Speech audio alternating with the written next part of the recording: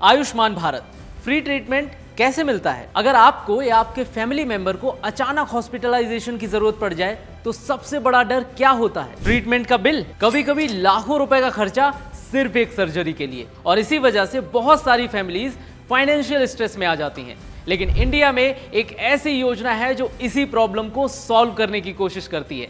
नाम है आयुष्मान भारत योजना। इस योजना को ऑफिशियली पीएमजे भी कहा जाता है और इसका गोल सिंपल है, गरीब और मिडिल क्लास फैमिलीज को फाइनेंशियल प्रोटेक्शन देना हेल्थ केयर के केस में। इस योजना के अंडर एलिजिबल फैमिलीज को मिलता है हर साल 5 लाख तक का हेल्थ इंश्योरेंस कवर, हॉस्पिटलाइजेशन का खर्चा, सर्जरी, मेडिसिन, टेस्ट सब इंक्लूडेड। और सबसे इंपॉर्टेंट, ये सिस्टम कैशलेस है, मतलब आपको ट्रीटमेंट के टाइम पर पैसे अरेंज करने की टेंशन ही नहीं होती। अब सवाल आता है कि इस योजना के लिए एलिजिबल कौन है? तो ये स्कीम स्पेशली उन लोगों के लिए है जो इकोनॉमिकली वीकर कैटेगरीज में आते हैं। गवर्नमेंट के डेटाबेस के बेसिस पर एलिजिबिलिटी डिसाइड होती है, लेकिन बहुत लोगों को पता ही नहीं होता कि वो एलिजिबल हैं या नहीं। तो चलिए जानते हैं कि प्रोसेस काम कैसे करता है। स्टेप 1, आप चेक करते हो कि आप एलिजिबल हो या नहीं।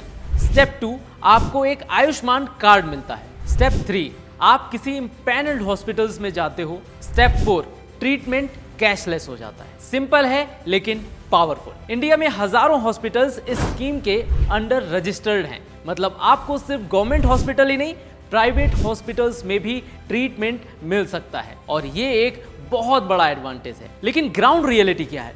अवेयरनेस अभी भी कम है। बहुत लोग एलिजिबल होने के बाद भी बेनिफिट ही नहीं ले पाते, सिर्फ इसलिए क्योंकि उन्हें पता ही नहीं होता। इसीलिए अगर आप या आपके फैमिली मेंबर्स एलिजिबल हैं तो एक बार जरूर चेक कीजिए, क्योंकि कभी कभी एक स्कीम पूरी फैमिली को फाइनेंशियल क्राइसिस से बचा सकती है।